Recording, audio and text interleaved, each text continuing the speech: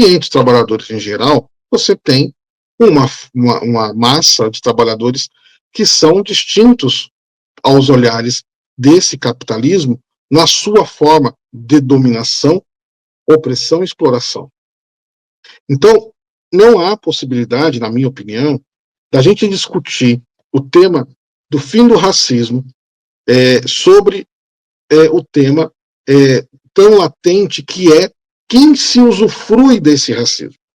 Olá a todos e todas, sejam muito bem-vindos aqui a mais um vídeo no canal do Heller. Você que ainda não está inscrito, se inscreva, ative o sininho, ajude a divulgar. E dando sequência nesta nossa série sobre o tema das opressões, hoje nós vamos falar sobre o tema da luta contra o racismo. Você que está vendo o vídeo aqui, veja os episódios anteriores, onde a gente fala da luta contra o machismo, a luta contra a LGBT-fobia, e hoje nós vamos falar de um tema que é muito caro para nós. A gente sabe que o racismo ainda segue na sociedade, o racismo ainda segue rolando dentro das fábricas junto aos trabalhadores, e é um tema muito sério e muito importante que nós precisamos debater. E hoje, neste bate-papo aqui comigo, coloca aí na tela, vai participar aqui desta entrevista o companheiro Cláudio Donizete, o Claudião, que é metalúrgico lá de São Bernardo do Campo, região do ABC. Ele que é membro da Secretaria de Negros e Negras do PSTU, Partido Socialista dos Trabalhadores Unificado, do qual o companheiro também faz parte da direção nacional deste partido. Claudião, tudo bem contigo? Seja muito bem-vindo aqui ao canal. Tudo bem, meu caro? Estamos juntos aí em mais uma tarefa para poder dialogar com a peãozada sobre as pautas aí que nos chama e custam muito caro, né, a nossa atenção. Pois é, Claudião, infelizmente os casos de racismo seguem acontecendo. Nós que gostamos de futebol estamos vendo aí o quão tem acontecido também. Claudião e eu somos corintianos e a gente viu aí o fato envolvendo o jogador do Palmeiras, a polêmica que teve com a Conmebol diante desses casos. E não é só no futebol, isso acontece em toda a sociedade, infelizmente. E aí, Claudião, eu gostaria de começar esse bate-papo fazendo a seguinte pergunta. O que é o racismo? Ele é cultural ou ele é uma ideologia? Não, sinceramente, os dias seguem sendo bastante pesados porque os casos isolados frequentemente, né, aquela brincadeira, né, é raro, mas acontece direto, só aumenta. E no futebol, isso tem uma repercussão muito grande, por ser um esporte muito popular aqui no país, no mundo. E acho que a pergunta ela casa bem para entender o papel que ocupa o racismo na sociedade brasileira, mas não só, com toda a sua propagação, ela é uma ideologia de dominação, né? Dentro do âmbito social, econômico, político, e também tenta oprimir, né, e ocupar esse espaço de dominação também culturalmente. Então é uma combinação, né, hierarquizada pelo problema da dominação dos povos. E aqui no nosso país, a gente não pode nunca esquecer que a nossa formação social, econômica e política, ela se deu de maneira violenta permanentemente desde de quando, né, os portugueses abarcaram aqui no nosso país e levando ao genocídio, né, de toda a população indígena possível. E depois, né, a sua colonização através da escravidão. Foram em torno, né, de 5 a 6 mil, 5 a 6 milhões de pessoas escravizadas que foram mercantilizadas, né, no processo de escravização aqui no país. E isso está a serviço, obviamente, de uma ideologia, está a serviço de um programa, de um sistema de exploração a partir, né, de um grau de escravização generalizada entre homens, mulheres e até crianças. Então, não podemos deixar de compreender, né, que a escravização do nosso povo, ele se deu sobre uma base econômica muito bem definida, que tinha a ver com o problema do roubo, né, de todos as riquezas que o país fornecia e segue fornecendo para o grande capital no mundo.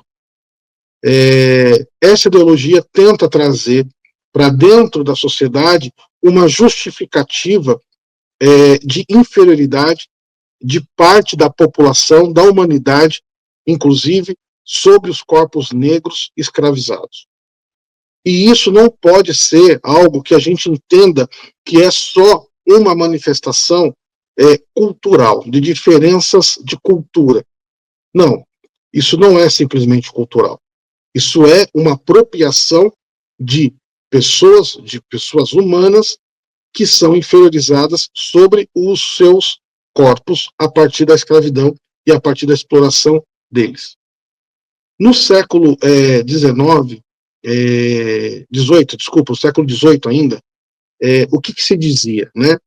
As justificativas partiam das mais absurdas possíveis, mas a mais empregada era que os negros não tinham alma, não eram pessoas humanas e que eram possíveis de serem manejadas por trabalho forçado, por trabalho escravo, por trabalho pesado, dentro das propriedades, com a chancela não somente do Estado, pelas suas leis escravocratas, mas também através da religião, através da igreja católica em particular. E isso trouxe uma série, né, de nulidades da sua manifestação humana, cultural, religiosa, inclusive. E isso associa-se à necessidade de inferiorizar uma grande parcela do nosso povo até os dias de hoje para seguir a dominação social, econômica e cultural do nosso povo. Portanto, a ideologia, né, racista, ela necessita da subjugamento de uma parcela enorme da população. E vamos dizer de passagem que aqui no país é uma parcela que significa mais de 52% da população brasileira. Isso não é pouca coisa. Por quê? Ao ter o processo da escravização e depois uma abolição sem nenhuma reparação, levou à marginalização dessas pessoas escravizadas no nosso país e, a partir daí, o aprofundamento da desigualdade social absurda sobre a população negra, particularmente sobre as mulheres e a população LGBT. Então, é um projeto de poder, de dominação, e que o capitalismo absorveu no seu desenvolvimento. E, ao absorver tudo isso, trouxe um legado bastante significativo de quebras de paradigmas sociais, políticos, econômicos e culturais sobre uma população absurdamente significativa no contexto geral do país. E isso a gente não pode tolerar. Então, a questão de combate ao racismo, ela parte do pressuposto da gente entender a materialidade que se criou historicamente sobre essa dominação e o poder para desenvolver tanto o capitalismo na sua face colonialista, mas também na sua fase pós-industrial. E isso, para nós, é muito importante nas fábricas. Por quê? Qualquer fábrica que você atue aí no Vale do Paraíba, por exemplo, seja Embraer, seja GM, seja Parker, seja a própria fábrica que você trabalha, você vai notar que os cargos, né, de chefia ou de comando da fábrica, ou os prepostos da empresa, no seu geral, a minoria é negra ou parda, como classifica o IBGE. A minoria. E isso não é um fato isolado. Tem a ver com isso. A ascensão social foi negada de forma igual aos seres humanos ao classificar os negros como os não seres de sua humanidade, ou seja, seres que não tinham nem o direito de ter a sua alma, a sua religiosidade reconhecida dentro desse espectro racista que o Estado brasileiro impregnou. E nos dias de hoje, isso se reflete na ascensão social e na divisão social, tanto do trabalho, mas também na desigualdade social que nos assola o país. Você deve saber, 40% da população brasileira está abaixo da linha da pobreza.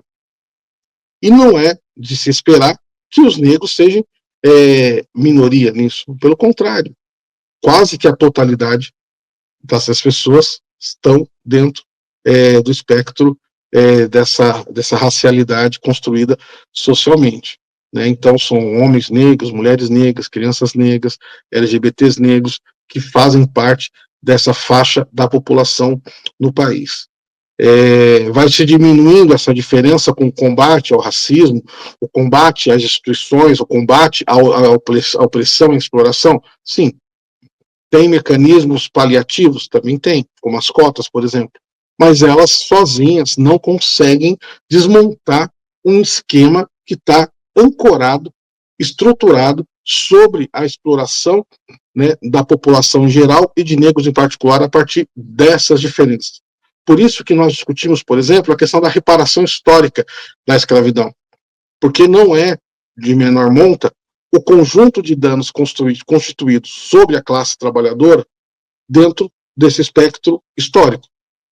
E você tem hoje, ainda hoje, os quilombos remanescentes da população escravizada sem nenhum reconhecimento do seu território, por exemplo. Temos no país mais de 6 mil quilombos. Poucos mais de 50 quilombos são reconhecidos totalmente.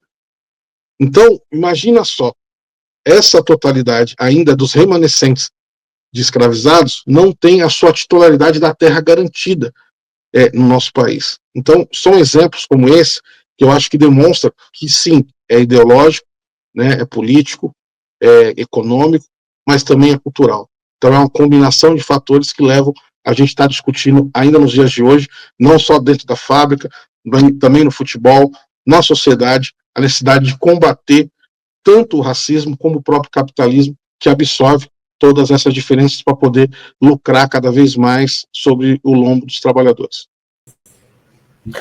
Legal, grande Claudião. É cultural, é ideológico e também é político.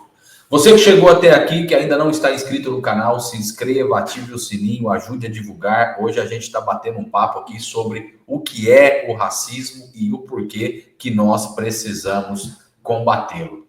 Pois é, Claudião, a gente vê o aumento da violência policial que acontece no estado de São Paulo, acontece também na Bahia, ou seja, tanto nos governos ditos de direita como nos governos ditos de esquerda, a polícia militar tá para matar e principalmente o povo preto e pobre da periferia.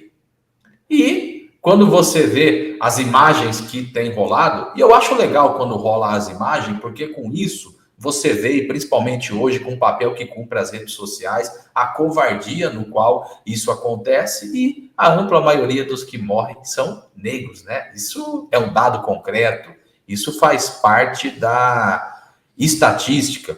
Eu estava vendo um vídeo que rolou bastante aí do carnaval, de uma briga que teve na Bahia, no meio do carnaval, um homem branco brigando com um homem negro, trocando soco lá no meio e tal, e aí chega um monte de policial e com o cacetete vai para cima do cara que é negro e arrebenta ele da porrada. E o outro cara branco que estava trocando soco lá de lado, isso aí rolou bastante, e as pessoas colocando, olha só, isso daí é uma simbologia do que é o racismo que acontece hoje na sociedade. Então, é no futebol, mas são em todos os segmentos da sociedade, e hoje o povo que mais morre pela polícia militar são os negros da periferia.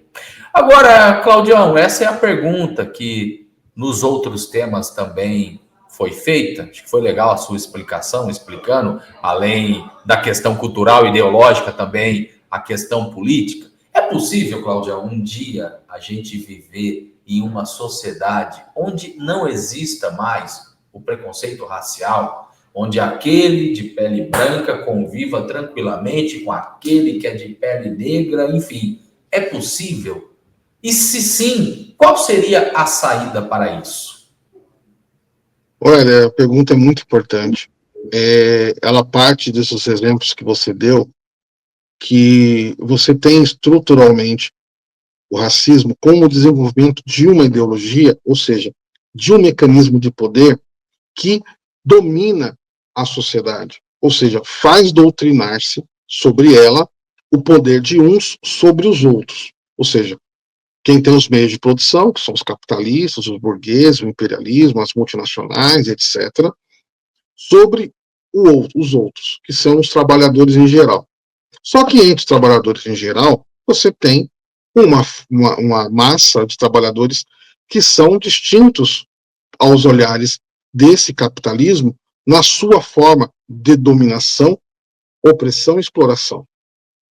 Então, não há possibilidade, na minha opinião, da gente discutir o tema do fim do racismo sobre o tema tão latente que é quem se usufrui desse racismo, quem se absorve dessas vantagens, quem adquire, né, cada vez mais poder, tanto político como econômico, social, a partir disso.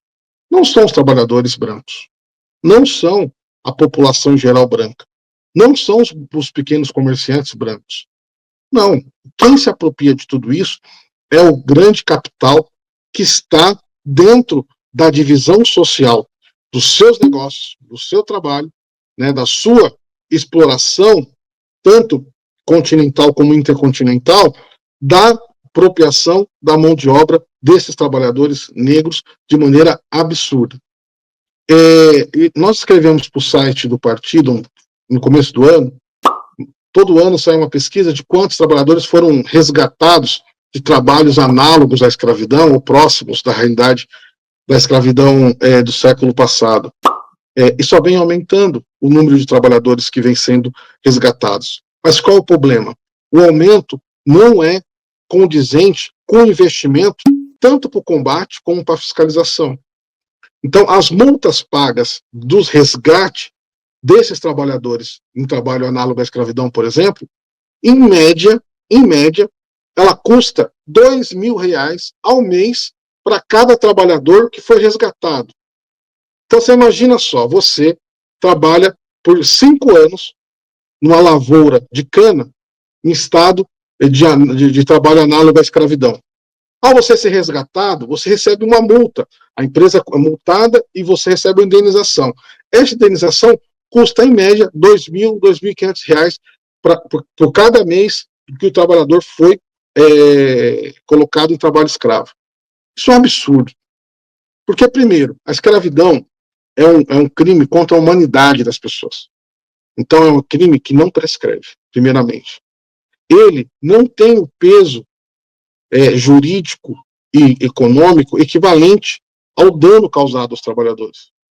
Então, o que eu quero demonstrar com esse exemplo? Que essa massa de ganho que o capital tem, ela sustenta toda uma estrutura escravocrata ainda no país, mesmo que seja somente análoga à escravidão. Mas podemos aprofundar mais exemplos. Foi resgatado uma companheira, empregada doméstica, que não tem a condição de ouvir e nem de falar. Ela, a companheira Sônia, era uma empregada doméstica que ficou décadas na casa de um desembargador no Rio Grande do Sul. Sabe o que a justiça fez? Tirou ela desse espaço e depois devolveu a ele essa empregada doméstica, dizendo que ela tinha um trato digno a partir dos ganhos que ela teria continuando sob o manto desse desembargador branco, de descendência europeia, do que ela fosse para qualquer outra situação social. Olha a barbaridade das coisas. Então, isso não é possível a gente tolerar, como não é possível tolerar o racismo no futebol. Mas ele só se mantém e se desenvolve, e nós não vamos exterminá-lo se nós não enfrentarmos de frente o poderio do capital, ou seja, o capitalismo, as suas estruturas dominantes, como os meios de produção, os meios econômicos, culturais, que se impõem sobre a nossa vida.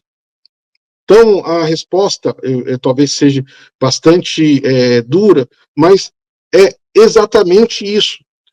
A gente refuta as medidas paliativas, ações afirmativas de reparação parcial dos trabalhadores da juventude negra, por exemplo, as situações que a gente descreveu aqui. Não, nós não refutamos isso.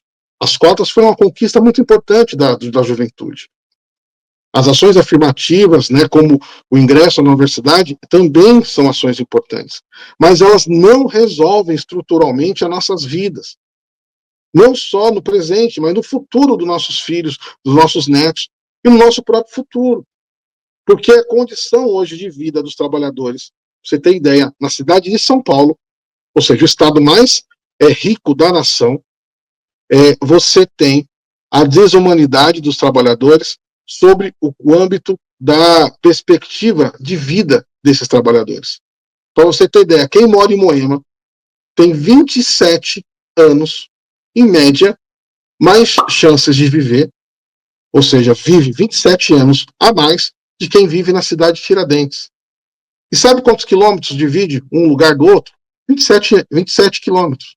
Ou seja, a cada quilômetro que os negros andam para dentro da cidade de Tiradentes, é um ano a menos que eles vão viver.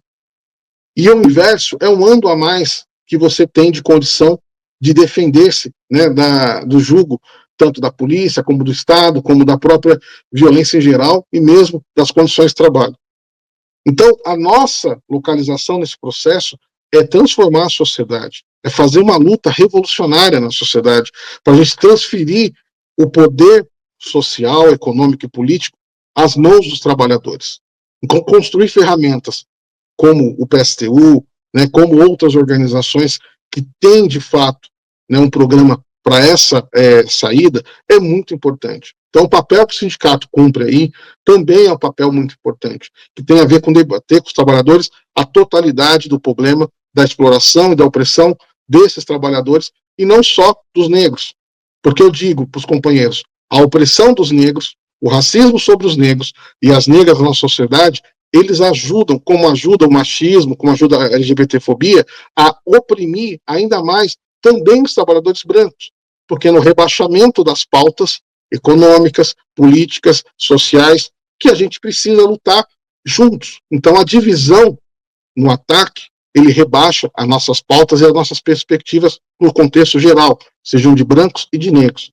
Por isso que a nossa unidade é muito importante. Então, a gente coloca isso a serviço dessa tarefa, que não é pequena, para poder a gente dizer exatamente isso. Que as nossas condições, elas precisam mudar qualitativamente. A sociedade precisa ser dirigida pelas nossas mãos, pelas mãos dos trabalhadores, negros e brancos, no sentido da gente enfrentar o grande capital, o grande capitalismo que vem assolando climaticamente, socialmente, com as guerras, né, inclusive com o racismo de maneira sistemática sobre a nossa classe. Muito bom, Claudião. Adorei aí um resumo muito bem feito. Então, nós precisamos acabar com o capitalismo para a gente um dia conseguir ter uma sociedade, não só uma sociedade livre, sem preconceito, mas uma sociedade mais justa. Muito legal, Claudião, peão metalúrgico, com toda a bagagem teórica em relação a esse tema. E aí, Claudião, eu queria fazer o seguinte comentário, porque é dessa forma que eu tenho tratado o tema das opressões de uma forma geral. Porque não adianta a gente fazer só saudação à bandeira, não adianta só a gente dizer que é contra o racismo. O racismo nós temos que combater. Eu sei que o Claudião gosta muito de rock and roll e de heavy metal, assim como eu, e o Sindicato dos Metalúrgicos fez um show no final do ano passado com a banda Black Pantera, uma banda que eu aprendi a gostar bastante aí nos últimos meses, e eu gostei bastante não só do som do heavy metal que eu gosto, mas da atitude da banda. Os caras no palco falavam que é o seguinte, galera, se tem alguém que é racista aqui, cai fora agora, então nós vamos meter o pé em todo mundo, é fogo no racista. Negócio bem... Eu digo porque, de fato, cara, a gente pega esses exemplos, não só da briga que eu citei, das mortes, o racismo no futebol, o jogador lá chorando depois da entrevista, aí não tem jeito. A gente tem que combater. Para a gente lutar contra o machismo, é homens e mulheres juntos.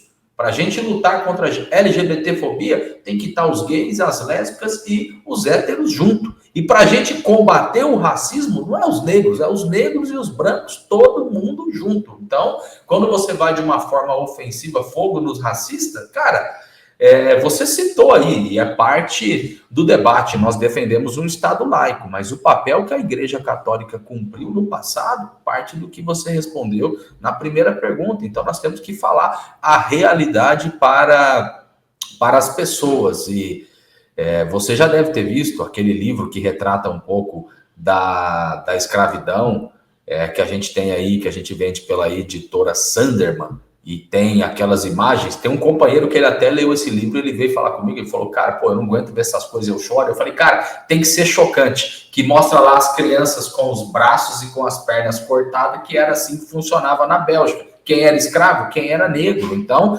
tem que ser dessa forma, tem que mostrar essas imagens mesmo, e por isso que a gente fala, fogo nos racistas, não podemos admitir racismo, não podemos admitir nenhum tipo de preconceito.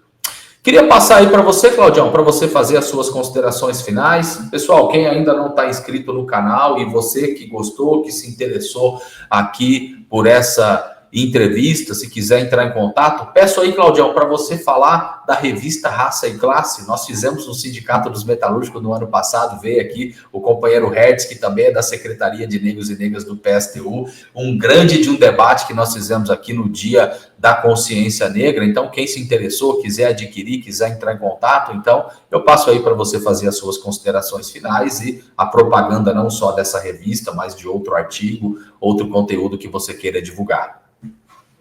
Não, cara, muito importante isso que você falou. A manifestação cultural de negros e negras, musicalmente falando, ela é muito contundente e muito marcante. Todos os ritmos, né?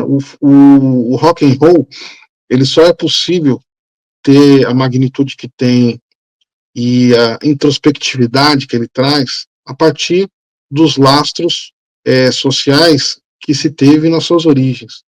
Os negros, né, que demonstraram que era possível fazer uma música que transcendesse a música branca, né, da época, a música sinfônica, etc., né, das elites. E o blues, né, e depois o rock and roll, são expressões vivas disso. O Pantera talvez seja a melhor expressão viva, hoje, contundente para esse tema. Né? Quando ele fala fogo dos racistas, significa exatamente isso, hein? Não tolerar o intolerável. É esse o recado. E os caras mandam muito bem. Sobre a nossa revista, é uma revista de colaboração de muita gente da secretaria e de fora dela, que foi construída por operários, operárias, professores, pesquisadores, figuras públicas como a Vera, nossa companheira Vera. É uma revista que traz todo um debate sobre a reparação histórica da escravidão nos dias de hoje, com um caso bastante emblemático que está se tratando, né, nos dias de hoje, que é a questão do Banco do Brasil e o financiamento do tráfico negreiro intercontinental, de maneira que o Estado, as suas instituições, tomaram-se para si essa tarefa. Então, nós estamos tratando disso, mas estamos tratando também de fazer desse debate um debate de dependência de classe para poder discutir esse tema da reparação. Não um debate que se aconchambre saídas fáceis para esse debate. Como eu falei, né, são 6, 7 mil quilombos, 50 e poucos quilombos com titulação total de terras. É um infinito de coisas, né, que a gente tem que combater. E a revista também trata desses temas. Então é importante a leitura, né, dos companheiros, né, procurar adquirir a revista e a gente ir se apropriando um pouco mais disso. Tivemos uma contribuição, tem um artigo do companheiros aí também da regional, né, do companheiro Celião, do companheiro Guelo, sobre a iniciativa cultural que tem a ver com a capoeira, né, que é muito importante também para vocês aí, eu acho, no trabalho, isso que eu falo, né, uma totalidade de discussões, de ações, né, vocês têm o samba também aí no sindicato, isso é muito importante, né, é uma manifestação da nossa cultura originária, né, e também isso é muito importante. Então, eu acho que vocês estão em um bom caminho para fazer esse debate, e acho que esse debate não pode ter medo, né, não pode ter medo de dizer exatamente o que a gente está conversando aqui hoje. Tratar do racismo é tratar também da questão de classe, mas centralmente desse capitalismo que se absorve de tudo isso para se desenvolver sobre os nossos corpos, sobre as nossas cabeças e de várias formas, né, sobre os nossos corpos tombados, né, nesse combate, seja policial ou seja pela violência do campo, etc. Então são coisas assim que a gente traz na revista, e acho que esse debate aqui hoje também contribui um pouco com isso. Então convido os companheiros a adquirirem a revista, e aqueles que quiserem dar um passo além, de vir ao partido, discutir a questão do racismo e outras questões, e quem sabe a gente poder militar organizadamente contra esse capitalismo que nos explora, nos oprime de maneira organizada, né? E não interessa se você não é negro, a nós interessa sob o ponto de vista do elo que a gente tem de classe, né, sobre essa condição, e a independência de classe que a gente tem sobre essa condição, e o nosso inimigo central que tem a ver com o capital. Né? Então, fique à vontade, procurar o companheiro Heller ou qualquer companheiro da diretoria para conhecer um pouco mais nossa intervenção, nosso programa, e a gente poder discutir isso a fundo. Né? O companheiro Hertz esteve por aí, é um companheiro também que a gente pode depositar muita confiança, né, no debate teórico em particular. Então, são companheiros como esse, né, que a gente quer aproximar cada vez mais da classe e a classe poder se aproximar cada vez mais também de nós. Então, agradeço profundamente, estamos juntos, nossa luta é todo dia, na fábrica, na rua, no bairro, né, no mundo. Então, estamos aí para poder fazer essa discussão abertamente. Isso aí, Claudião, muito bom. Você que chegou até aqui, você que queira adquirir uma revista Raça e Classe, qualquer coisa, pode mandar o comentário aqui no YouTube que a gente responde. Quem quiser ter contato aí do camarada Claudião também, qualquer coisa, deixa um salve aqui que a gente pega e a gente entra em contato. Não se esqueçam, se inscrevam no canal, ative o sininho, ajude a divulgar. Canal do Heller é conteúdo de interesse para a classe trabalhadora. É isso aí, vamos com tudo combater o racismo e fogo nos racistas. Sempre. Um abraço.